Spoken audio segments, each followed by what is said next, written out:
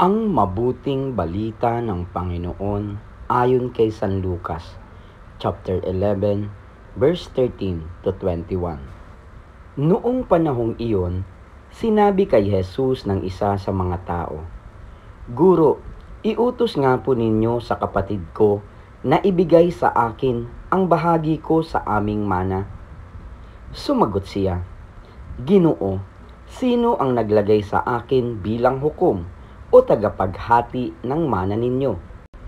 At sinabi niya sa kanilang lahat, "Mag-ingat kayo sa lahat ng uri ng kasakiman, sapagkat ang buhay ng tao ay wala sa laki ng kayamanan."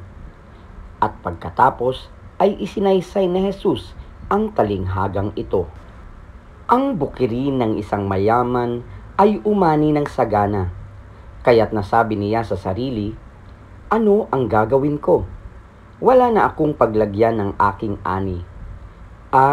Gigibain ko ang aking mga kamalig at magtatayo ako ng lalong mas malaki.